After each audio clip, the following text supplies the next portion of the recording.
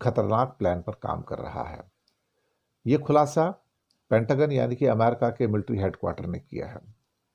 उनकी चाइना के ऊपर जारी गई रिपोर्ट के अंदर यह खुलासा हुआ है कि चीन की पीपल्स लिबरेशन आर्मी एक के बाद एक कई देशों में अपनी जो मिलिट्री स्ट्रेटजी है उसके तहत काम कर रही है। और चाइना की रणनीति यह है कि कैसे भारत को चारों ओर से घेरा जा सकता है।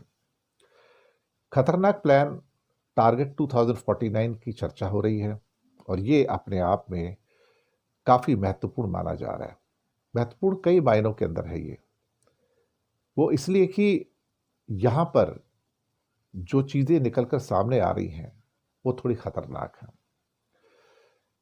ये ग्रेट मॉडर्न सोशलिस्ट कंट्री बनाना चाहते हैं दैट इज प्रोस्पेरस, स्ट्रांग, नाम के लिए democratic, culturally advanced, harmonious and beautiful.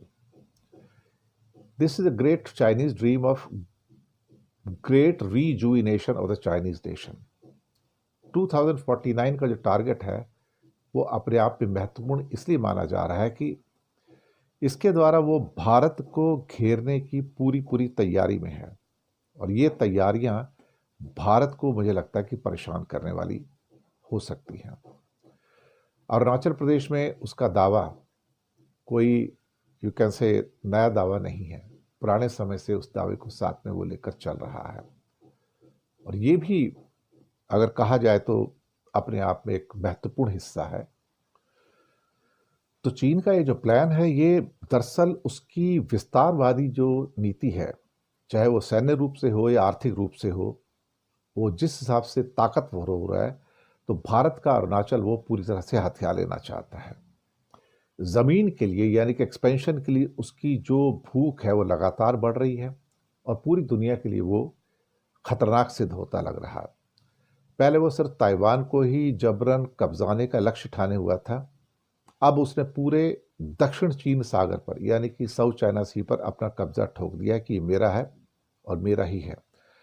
बाद में भारत के अरुणाचल प्रदेश, जापान के सेनकाकू आइलैंड को भी बलपूर्वक हासिल करने के लिए अपना जो उसका एक कोर इंटरेस्ट एरिया है उसके अंदर शामिल किया उसको। ये खुलासा दरअसल पेंटागन की नई रिपोर्ट के अंदर सारा का सारा हुआ है। भारत के और अरुणाचल प्रदेश को लेके जो रिपोर्ट है उसे अपनी लॉन्ग टर्म नेशनल स्ट्रेटजी का हिस्सा बनाया है ताकि अरुणाचल प्रदेश को अपनी मिलिट्री ताकत के आधार पर पाकर चाइना में शामिल कर ले। उसकी जो लॉन्ग टर्म प्लानिंग है उसमें बाकी सारी चीज़ें तो हैं ही हैं, लेकिन अरुणाचल जो है वो कहीं ना कहीं एक साउथ तिब्बत के रूप में एक मुख्य टारगेट के रूप में निकल के आया है, जो कि काफ़ी खतरनाक प्लान है देखा जाए तो। चीन ने 2049 तक great you can say रीजुविनेशन of Chinese empire जो है उसको आगे लाने की बात की है और वो सेना के बल पर पूरी दुनिया के अंदर राज करना चाहता है। दरअसल नाम के लिए वो कहेगा कि मैं स्ट्रॉन्ग डेमोक्रेटिक कंट्री हूं, कल्चरली एडवांस्ड हूं, हारमोनियस हूं, लेकिन ऐसा कुछ है नहीं। बहुत सारे टारगेट को लेकर चल रहा है। अरुणाचल तो उसका एक पार्ट है, लेकिन ओवरऑल उसके अंदर जो इकोनॉमिक डेवलपमेंट करना चाहता है, the overall strategy involves a comprehensive modernisation across various sectors with the key milestone. एक तो इकोनॉमिक डेवलपमेंट की बात कर रहा है, to become a fully developed and high income nation, bringing per capita GDP up to level of moderately developed nations. This includes an emphasis on high quality development, innovation, technological self-sufficiency, reducing reliance on foreign technology. यानी कि वो अपने आप को GDP के उस level तक लाना चाहता है जहां moderately developed you can say countries हैं। वो अपने आप को यानी कि 25 से 30 हज़ार डॉलर की पर कैपिटा इनकम में लाना चाहता है। इसके लिए वो हाई क्वालिटी का डेवलपमेंट करना चाहता है, इनोवेशन और टेक्नोलॉजी के द्वारा अपने आप को सेल्फ रिलायंस के बेस पर दुनिया का सिरमौर बनाना चाहता है। अपनी मिलिट्री की स्ट्रेंथ को यानी कि पीएलए, पीपल्स लिबरेशन आर्मी को एक वर्ल्ड क्लास फोर्स बनाना चाहता है। फाइट एंड विन बाय 2049, ये उसका टारगेट 2049 है कि मॉडर्नाइजेशन तो सारा जो आर्मी का है वो 2027 तक पूरा कर लेगा, लेकिन जिस ढंग से चाइनीज एम्पायर को वापस पाने की बात कर रहे हो, the great rejuvenation of Chinese nation, कि 2049 तक, यानी कि और कुल मिला के समझो तो 20-25 साल के अंदर अंदर, ये काफ़ी खतरनाक प्लान है। Governance and rule of law. अभी इनका गवर्नेंस और रूल ऑफ लॉ का मतलब होता है कि जहाँ किसी को बोलने की आज़ादी नहीं है, सिर्फ सुनो, ऑर्डर मानो, बात खत्म हो गई। To modernise its system and capacity for governance, improve the whole process people's democracy and build a new law-based country and society. People's based democracy, इससे बड़ा फ्रॉड तो कोई दुनिया में हो नहीं सकता कि अगर चाइना डेमोक्रेसी की बात करता है तो फिर मुझे लगता है कि इससे बड़ा और षड्यंत्र और क्या होगा। अगर चाइना अपने आप को डेमोक्रेसी कहता है, जिसका डेमोक्रेसी से दूर दूर तक ताल्लुक नहीं है, और ले दे के टोटल कम्युनिस्ट पार्टी की तानाशाही सरकार है, तो मैं क्या कहूँ इसके बारे में, आप समझ सकते हो। फिर करना क्या चाहता है? करना चाहता है कि social and cultural advancement to ensure people lead happier lives, guarantee equitable access to basic public service, promote well rounded personal development and significantly enhance national soft power. इसके साथ वो एनवायरमेंटल फ्रेंडली एक कंट्री भी develop करना चाहता है, और चाहता है कि ग्लोबल इन्फ्लुएंस के रूप में उसकी दुनिया में तूती बजे, कोई उसके सामने टिक ना पाए। To achieve the status of global leader in terms of composite national strength and international influence, assuming a leading position within the international border. This includes efforts to revise the international order in support of Beijing's system of governance.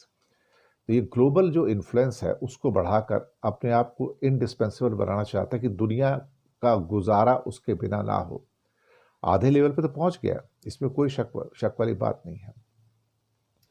उनके basically अपने जो 2049 के जो गोल थे, वो उसको दो हिस्सों में उन्होंने बांटा है। एक हिस्सा जो 2021 तक का था, जिसको अचीव किया है, और एक हिस्सा 2049 का, टारगेट 2049 है।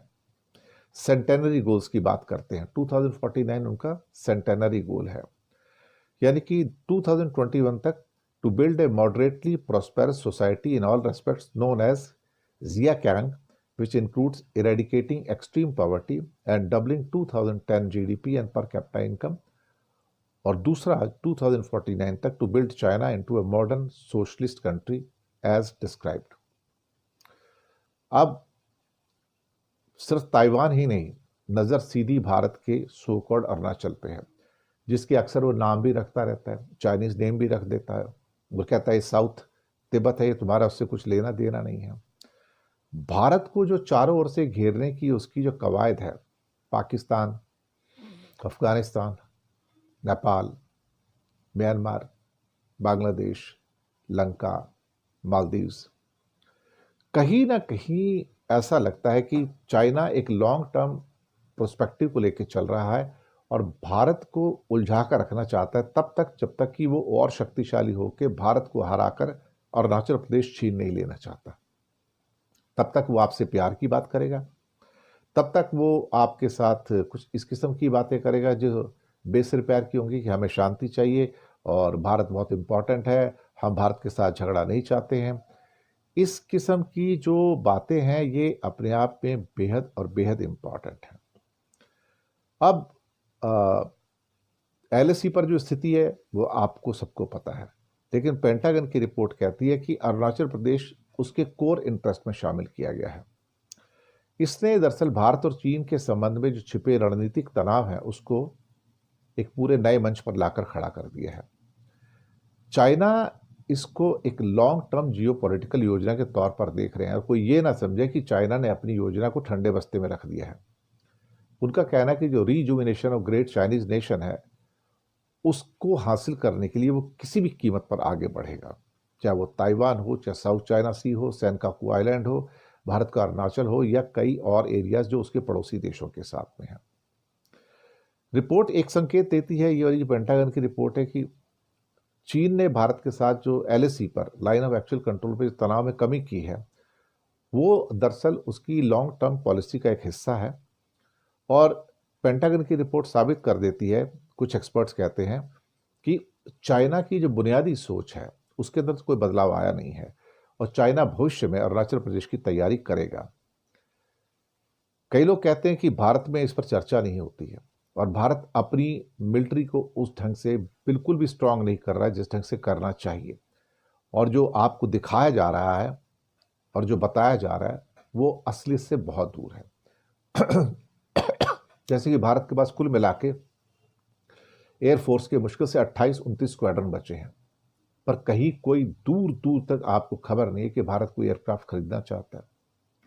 तेजस की बात हो रही है लेकिन तेजस के इंजन ही नहीं है, और तेजस के जब तक इंजन आएंगे तब तक भगवान जाने क्या होगा। अब चाइना को अगर देखें तो भारत की सीमा से कुछ किलोमीटर दूर पे वो दुनिया का सबसे बड़ा बांध बना रहा है। निंगची के अंदर उनकी बुलेट ट्रेन आ चुकी है। उसके साथ वहां पर उनके सारे के सारे जो एक क्या कहते हैं कि जो और भी उनके मिलिट्री स्ट्रेटजिक इंस्टॉलेशन है वो भी आ चुके हैं। तो डिफेंस एक्सपर्ट्स कुछ कहते हैं कि अरुणाचल प्रदेश सिर्फ एक ज्योग्राफिकल जो सो कॉल्ड उसका डोमेन है उसका हिस्सा नहीं है, बल्कि चाइना की जो इंडो पैसिफिक स्ट्रैटेजी है ये उसका लार्जर हिस्सा है। हमें उस कॉन्टेक्स्ट में से समझने की जरूरत है। और ये भी कुछ लोग कह रहे हैं कि चीन 2030 के बाद कभी भी अरुणाचल प्रदेश पर कब्जे के लिए हमला कर सकता है, और ताइवान पर चीन 2027 के अंत पर हमला करेगा। उसके लिए चीन बिल्कुल अलग स्ट्रैटेजी पर काम कर रहा है। कहा जाता है कि चाइना ताइवान पर मिलिट्री आक्रमण से पहले स्पेस युद्ध, साइबर युद्ध करेगा। वो ताइवान के banking system, communication network, satellite network को ब्लॉक करेगा।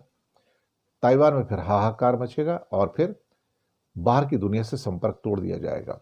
जब ताइवान बिल्कुल अंधेरे में होगा तब उसको जीत लिया जाएगा। भारत के खिलाफ तो अब कई मल्टीपल फ्रंट की बात की थी।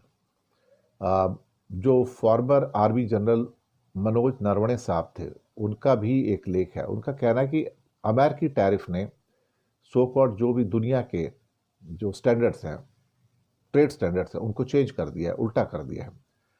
अमेरिका का कई देशों के साथ तनाव पैदा हो गया है, लेकिन अमेरिका चाइना के साथ कंफर्टेबल पा रहा है अपने आप को, कोई बहुत ज़्यादा अनकंफर्टेबल नहीं पा रहा है। भारत यहाँ पर एक खतरनाक परिस्थिति में, क्योंकि रशिया भी चाइना के साथ चला गया है और चीन पाकिस्तान के साथ है इस टाइम पूरी तरह से। बांग्लादेश उसका हो गया, म्यांमार उसका है, नेपाल भी खुलकर एक तरह से उन्हीं का हो गया। तो एक तरह से सबके साथ, इवन भारत के साथ अमेरिका का व्यवहार भी थोड़ा सा आजकल कोई फ्रेंडशिप वाला नहीं है, दुश्मनी वाला ही है। तो कहीं ना कहीं भारत के सामने जो चुनौतियां हैं वो चारों कोनों से अब निकल के आ रही हैं। यहां भारत उसके साथ कैसे डील करेगा ये बहुत बड़ी समस्या है। चाइना की जो एग्रेशन है, चाहे वो इंडियन ओशन